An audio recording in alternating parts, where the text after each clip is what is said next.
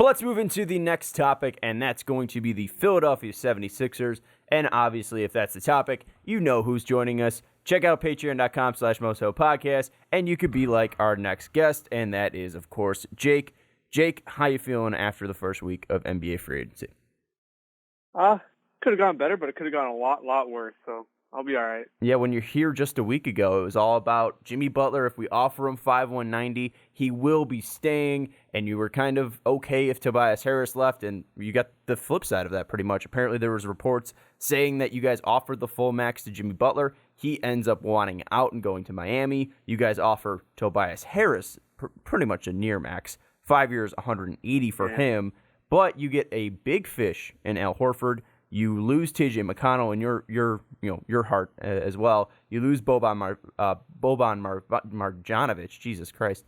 You sign Mike Scott. You get Kyle O'Quinn. You get James Ennis, and you get Raul Neto, former Jazz point guard. So let's start with the departures first.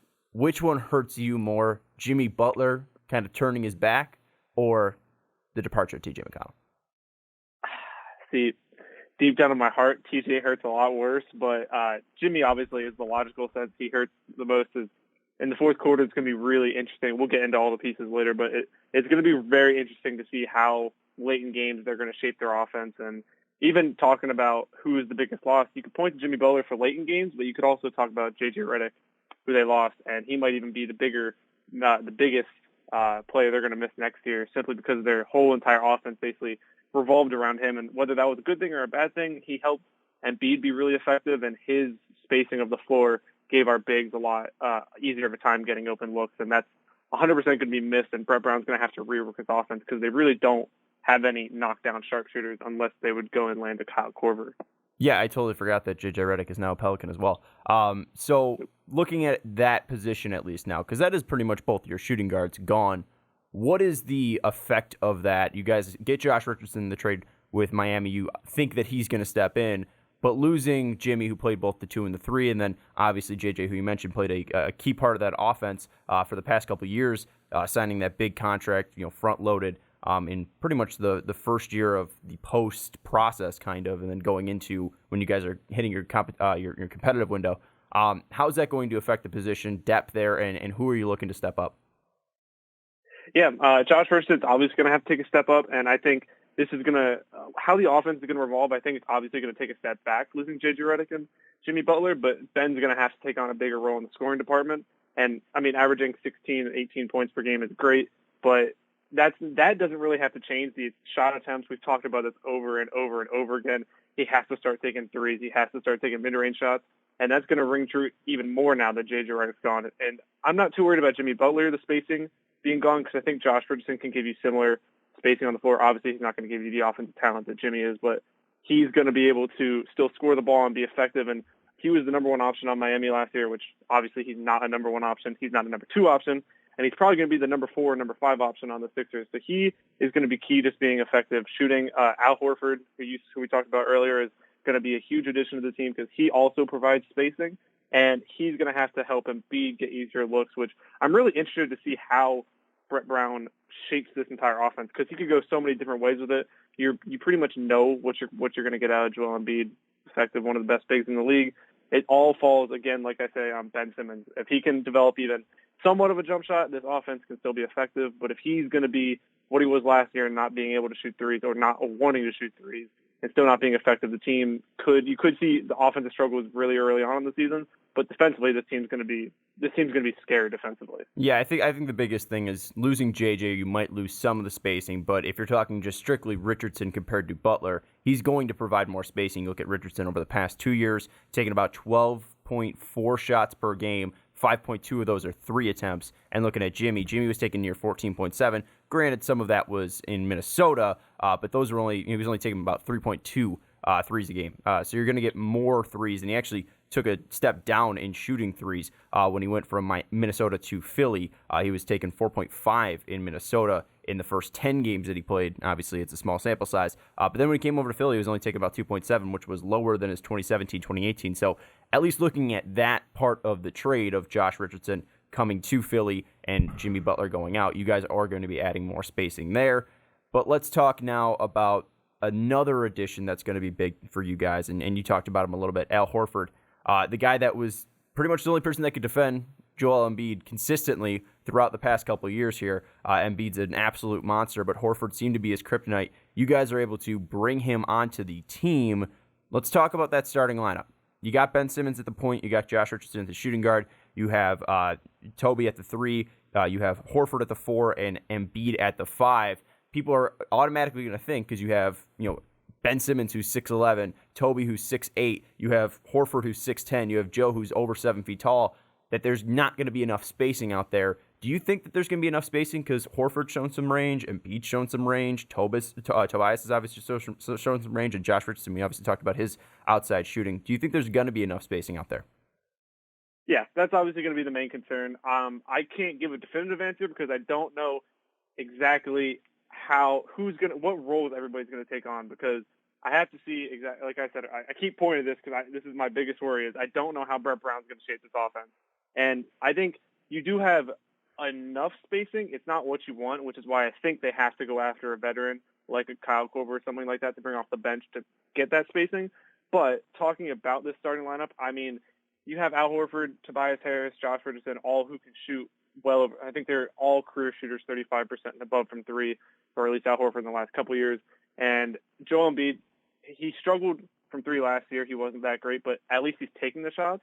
So I think the spacing won't be as big of an issue, because everybody besides Ben Simmons, as long as they're standing outside, you still have to guard them. Ben can obviously, you can clog the paint against, and that's a whole different story.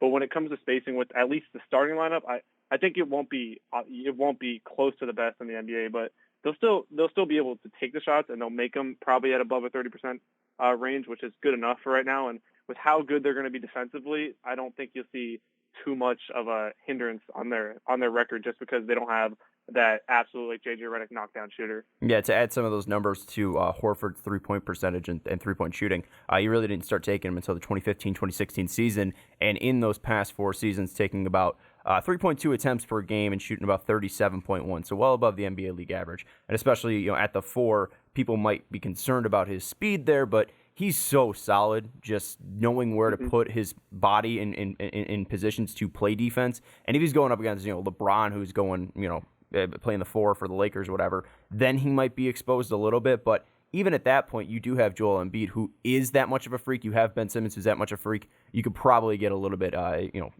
tricky with the lineups that you're throwing out there and the defensive looks that you're throwing out there. But at least at the 4, offensively, Horford's definitely going to be an interesting piece, and we're going to love to see what they're able to bring there. And Korver, too, I think the biggest thing you have to ask is, where does he want to go?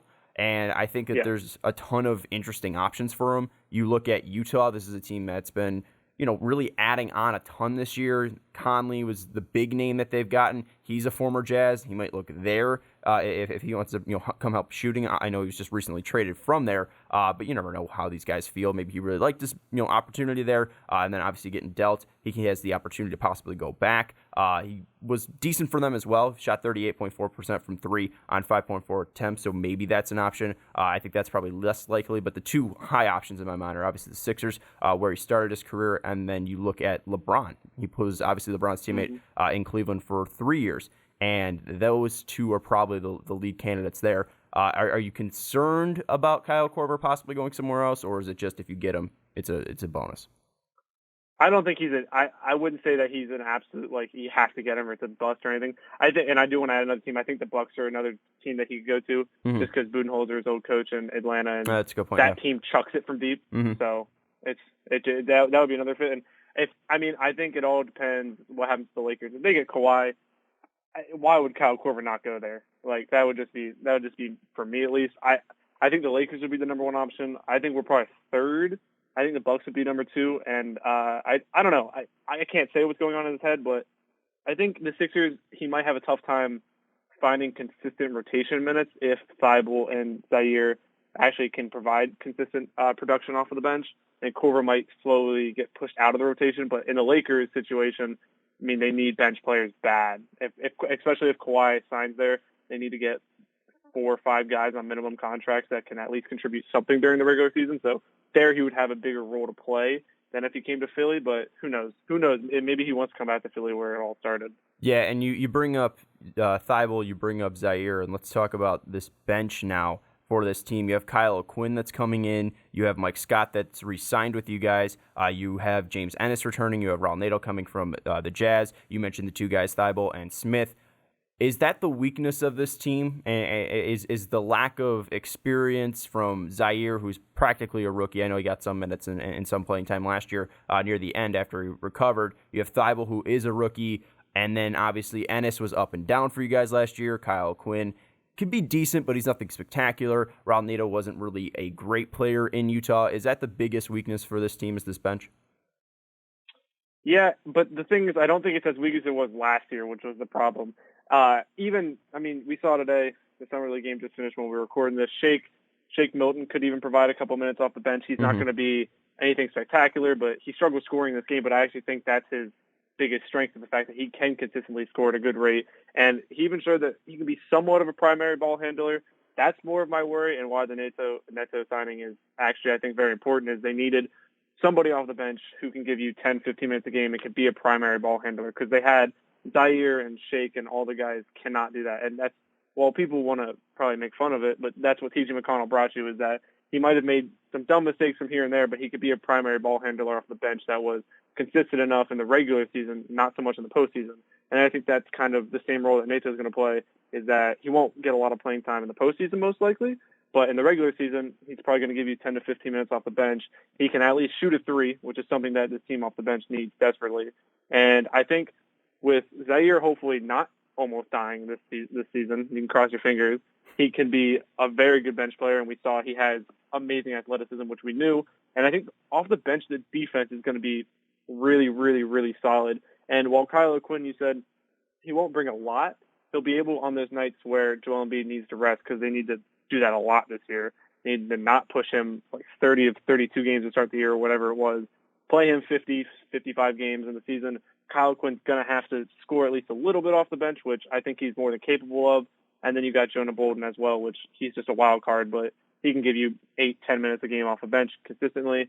And I think this bench, it's in a better situation than it was last year, because last year, really, the reason they lost to Toronto is they didn't have that backup center who could at least play that 3 minutes that Joel Embiid had to sit. And now adding Al Horford, adding Kyle Quinn, and hopefully another year of development with Jonah Bolden, you kind of hopefully fix that situation that you won't run into it again. Yeah, I guess that's the positions that I look now. You kept talking about getting a backup center to spell Joe and take some minutes away from him, because he desperately needs to just be able to stay healthy, and taking minutes away from him is going to add to the longevity of his career. I kind of look at that backup 3-4 spot as a sign of weakness, and then also the backup point guard, even though you did sign Neto. And he does have some good numbers. I mean, you look last year, 2.5 assists and to 0.9 turnovers. Obviously not a ton of opportunity in playing time in Utah. Got about 12 minutes a game. But at least on those underlying stats, it's going to be interesting to see what he can do possibly in a larger role now in Philadelphia.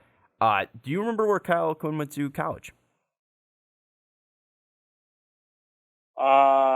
I know he's from New York, but I don't remember where he went to college. Norfolk State.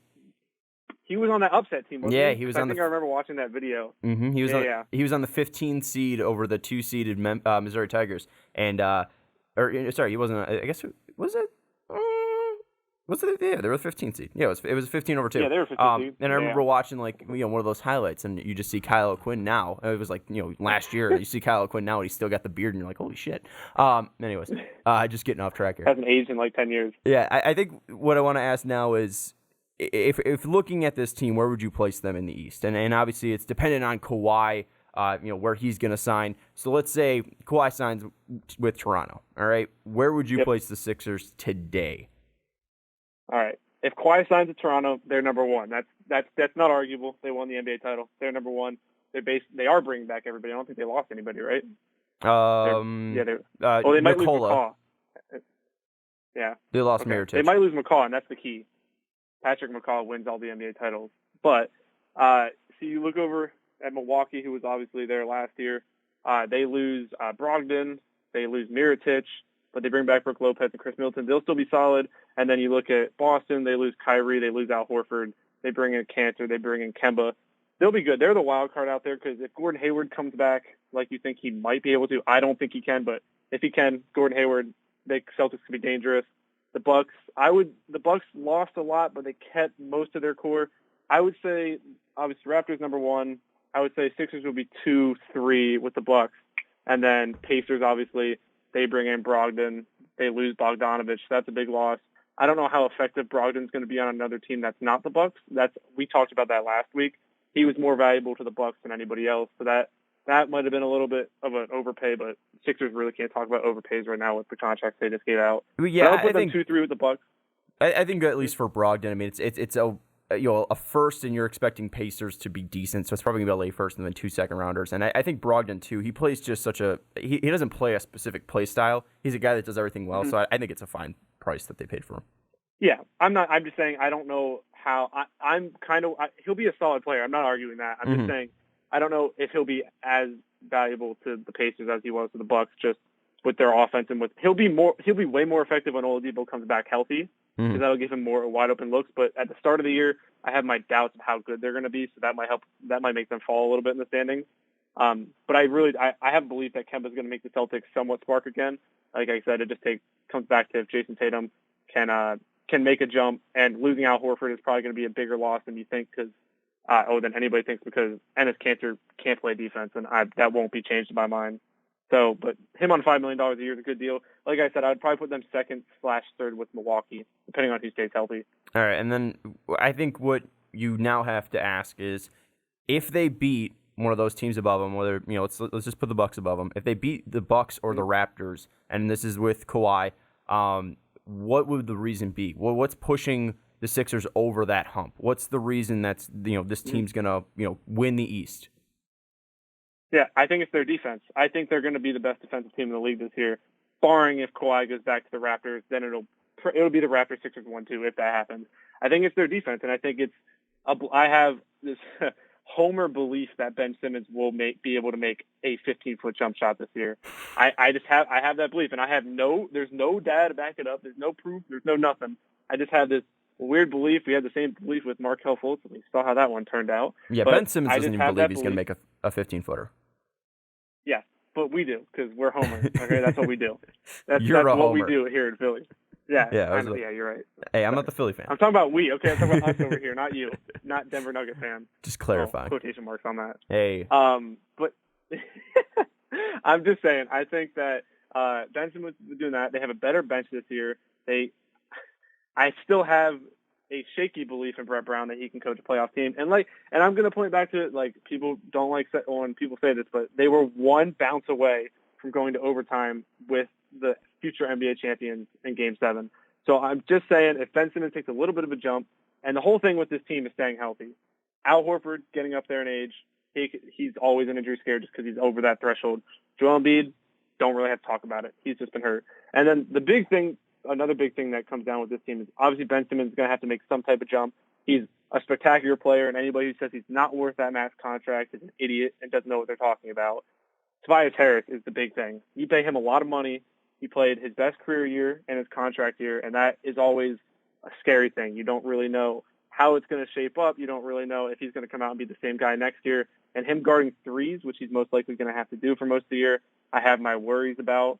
But this team with Thibault, Shake, Nato, Kyle O'Quinn, Zaire off the bench, this team is definitely, I think, an improvement over last year. The only glaring question I think I have is 5 minutes left in the fourth quarter, who's going to give you consistent offense like Jimmy Butler did at the end of last year and kind of elevated them later in games, because I don't really know if they have that guy, and maybe that guy is Embiid or Simmons, but I don't like going to a big man for the last 5 minutes in a game. But Embiid has showed he can do anything, so, I'm not going to doubt the guy. Yeah, if Ricky Widmer was here, he would be pretty much saying, this is the year that Ben Simmons and Joel Embiid need to take that step and be those guys for the 76ers here. And the year before it was Marco Bellinelli, it seemed like, and then it was Jimmy Butler. But I'm on the same page with you, at least for Tobias. I think the biggest upside, at least to this deal for the Sixers, is that he was so bad shooting from the outside with you guys. He started off red hot, but came down to earth around 32.6%, which is near one of his worst. He was at 31.1 in his 4 or 5 years ago with Orlando in his 23-year-old season. but since then he's usually been near 40%. You assume that's going to go up. Him falling off the face of, being a decent shooter, pretty much, full, being league average, a little above league average to below league average, most likely isn't going to happen. So as long as he can add that, that's going to be a positive. But that 5.180 definitely scares me. But hey, if he's able to add some late game offense and Ben Simmons is able to step up, Joel Embiid's able to step up, that's going to be huge. Is that the biggest weakness then for you? Would the reason why you guys are losing, if you guys do lose to the Raptors, to the Bucks, to the Pacers, et cetera, whoever it may be, will it be that late game offense then, or will it be the coach? Will it just be lack of offensive stardom? What's the deal here? Yeah, and just to touch on Tobias Harris, I think when Ben was basically the secondary ball handler last year, and Jimmy was the primary ball handler in the playoffs. Mm-hmm. I think Ben has to move into that primary ball handler role. He just has to. He literally has to learn how to shoot a 15-foot jump shot so they can't clog the paint against him. That is a must. But I think Tobias Harris slides into that secondary ball handler role, and getting him in more pick and roll situations is what I think they need to do to get him going again. Because I think he is a really, really good offensive talent. I just think the Sixers kind of just used him as a spot-up shooter last year in the playoffs. He didn't really get as many opportunities to handle the ball and work in the pick and roll situation. And I think that's another thing where Al Horford's going to come into play because, you could either stick him in the corner while you have a Joel Embiid pick and roll, or you could do it with Al Horford where you have to pick and roll with Al Horford and Embiid cuts in or whatever. He's standing in the corner. But I think the biggest worry is finding consistent offense in the fourth quarter of close games because I think the defense on this team is going to speak for itself. Josh Richardson's a great defender. Ben Simmons, Joel Embiid, we know what they do defensively. And then you add Al Horford, who's one of two guys who could guard Joel Embiid, other one being Marc Gasol, who's on the Raptors. So I just think the team finding a consistent guy to give them offense late in the games, and maybe, who the hell knows, maybe that's Tobias Harris. I don't think it is right now, but it could be. And if Ben Simmons develops a jump shot, it could be him. They have a lot of variables they have to work out, and it might be a little bit dodgy to start the season. If it's a close game against a good team, whoever they're facing, it's going to be interesting because it's going to be a trial and error. You're going to run the ball through Tobias Harris probably to start in late game, and if that doesn't work, then you can move to Ben or Joel or whoever. It's going to take some time, I think, to find late game offense and finding out what works for them and what doesn't. And I think the biggest thing too is I don't think Ben will have a choice to be that primary ball handler looking at the way this roster is constructed because you're not going to rely on Raul Neto off the bench. Ben is it seems to be the guy, and they're going to put him in that situation with the lack of other true point guards on this roster outside of the new signing of Neto. Final question: if the Sixers don't make it to the NBA Finals, this is a failure of a year. I would have to see where Kawhi signs first off, but I would say I'd give it 2 to 3 years. I think this is their core. They are locked in now because Simmons is probably going to sign that 5-year, 170, whatever it was, the exact number. This is their core till 2022, 2023. And how I've been looking at the offseason is I love the players. I hate the contracts. I love Al Horford as a player. I like Toby as a player. Love Ben Simmons. I think Ben Simmons is the only guy who's worth that value in today's market. I think future MVP candidate, all that, blah, blah, blah. But I think, you have to make it. You've got to be one of the Final Four teams in the league at least this year, and then you can see where the season tapers off. But yeah, I think it's finals. I wouldn't say bust, but it's finals or disappointment. I would basically how I put it because this same team's most likely going to come back next year anyways. You have most of the people on. I think almost everybody on a more than 1 year contract. So this team is still put together. But if they're healthy come playoff time, and if they're what we think they can be, I would say it's finals or disappointment at least. Yeah, for sure. Yeah, 5.170 is the max that they can offer to Ben Simmons. If they do not, make it to the NBA Finals this year, if they miss out on that, who is the blame going to be put on? Is it going to be put on Brett Brown? This is the final question. Brett Brown, Elton Brand, or do you think it'll end up being like Ben Simmons if he's not able to take that step offensively? Will it be on Joel Embiid? Whatever for whatever reason. Who do you think the blame's going to end up on at the end of the year? Well, I think Twitter will still meme Ben Simmons regardless. If he could come out and shoot 70% from three, and he would still get memed from Twitter. If he goes out there and performs, I think they'll give him his credit. But if he comes out there and is not shooting threes, he'll get trashed, and rightfully so, I think. Yeah. That's a different topic for a different day. But I think it'll always fall on Brett Brown. I think this is his year. We said this last year, but we didn't really know the circumstances that we would end the season with. Mm-hmm. So this is his year. I still have belief in him. I still think I had my questions about this front office going into this offseason, but I think Elton Brand did a pretty good job of using what he had at his disposal. And when he said at draft night, he said, this will all make sense in a week. He's right. It did. Well, do I agree with all of it? No, but I understand where he's coming from. So I think Elton Brand, obviously depending on, they'll probably make a move or two at the deadline would be my assumption. It's what usually happens, buy out players and all that. I think he did a pretty good job this offseason. I think it's going to come down to Brett Brown. We talked about this 2 months ago when they got out. It's just, you can't be running late game offense around JJ Redick, and it hurts that he's gone because of the spacing. But at the same time, now it's time for Joel Embiid and Ben Simmons to truly, truly shine in the offense and be the franchise cornerstones that we think they are. So I think this is on Brett Brown. This is a very good team. This is a top 5 roster in the NBA. And as long as everybody stays healthy, this team should at least be close to the finals, if not in the finals. And if they're not, it's going to be reflective on him. And if there's any quality head coaches available, like there was not really this year, then he's probably going to be out. Yeah, Jake, it was a pleasure as always talking Sixers with you. Always some great insight, and we didn't have to deal with Dave or Ricky jumping in and throwing in stupid remarks. We had a smart, or what I think is a very smart conversation about the 76ers, so thank you as always. Yeah, thanks for having me on. All right, check out patreon.com/mostvaluable podcast if you want to be like Jake. You can jump in Discord for $1, or you can hit up that $10 tier and come on to a podcast, pick the topic of your choosing, and talk about it with us on this podcast.